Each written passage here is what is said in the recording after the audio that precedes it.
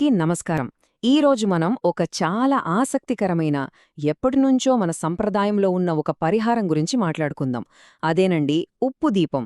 చాలామంది ఆర్థికంగా నిలదొక్కుకోవటానికి, ఇంట్లో ఐశ్వర్యం నిలవడానికి ఈ పరిహారాన్ని పాటిస్తూ ఉంటారు.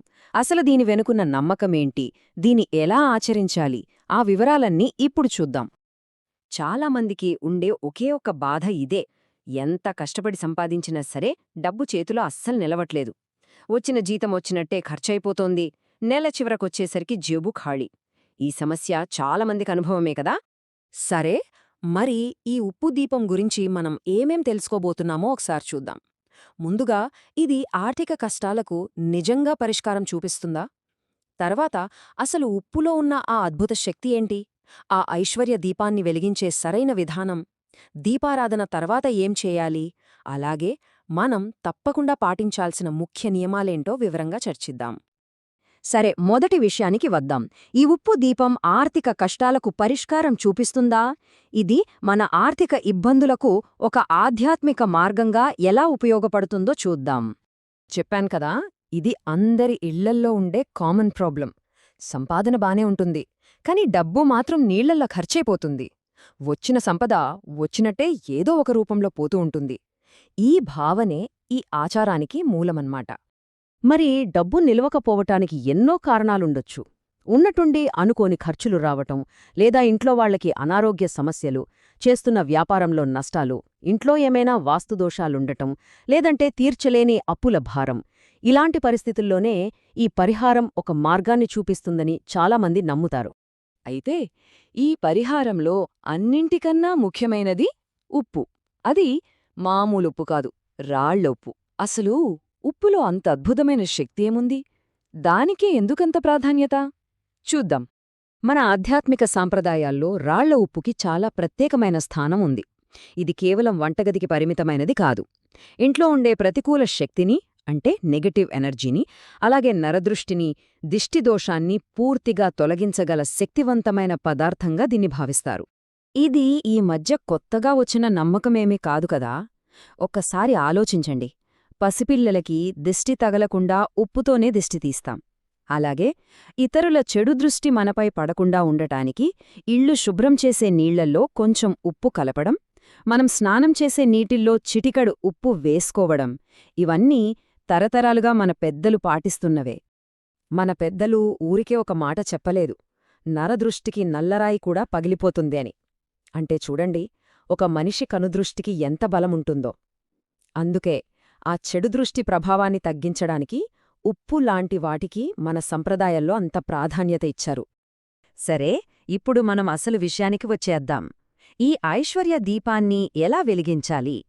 సరైన పద్ధతిలో స్టెప్ బై స్టెప్ ఈ దీపారాధన ఎలా చెయ్యాలో ఇప్పుడు క్లియర్గా తెలుసుకుందాం. ఉప్పుతో వెలిగించే ఈ దీపాన్ని ఐశ్వర్య దీపం అని అంటారు. కొంతమంది దీన్ని సంపద దీపం అని కూడా పిలుస్తారు.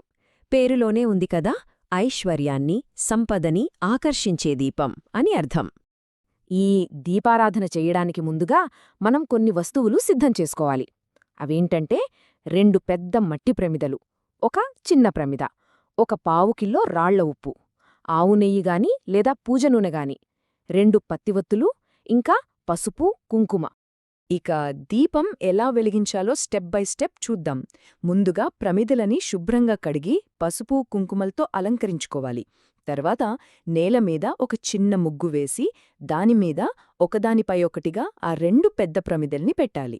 ఇప్పుడు పైన పెట్టిన ప్రమిదలో రాళ్ల ఉప్పుతో పూర్తిగా నింపి దానిమీద కొద్దిగా పసుపు, కుంకుమ చల్లాలి. ఆ ఉప్పు మీద చిన్న ప్రమిదను పెట్టి దానిలో నెయ్యి లేదా నూనె వేసి 2 వత్తులని కలిపి దీపం వెలిగించాలి.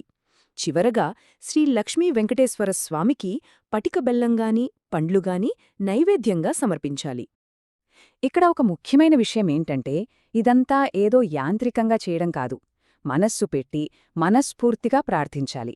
ఆర్థిక కష్టాలు తొలగిపోవాలి, ఇంట్లో లక్ష్మీదేవి కొలువై ఉండాలని సంకల్పం చెప్పుకోవాలి.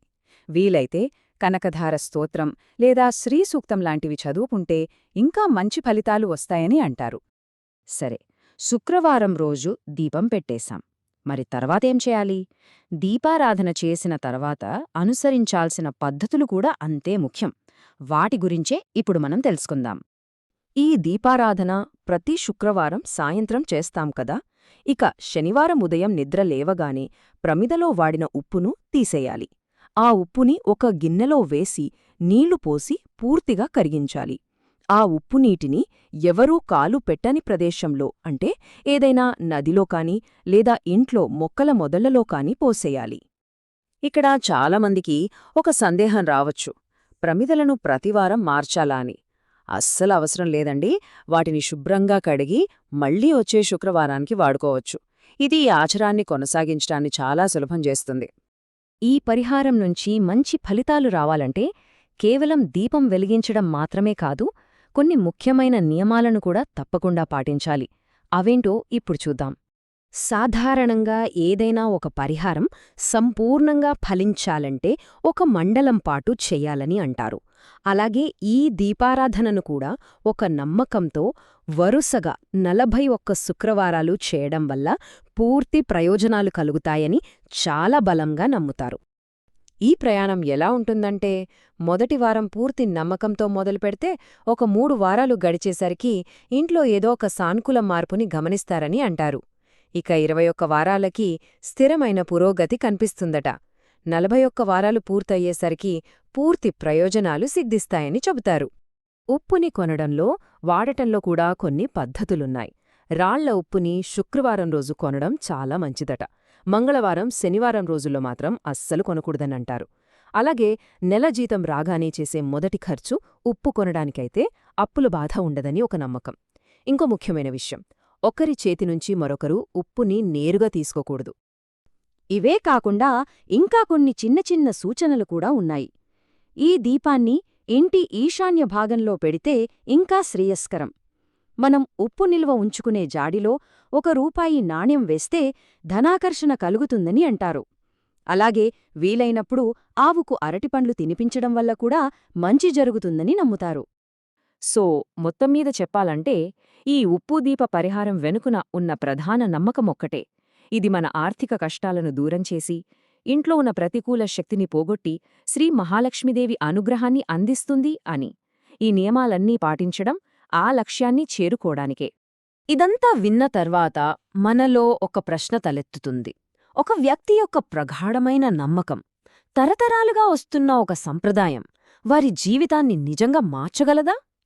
ఇది మనం ఆలోచించాల్సిన విషయం.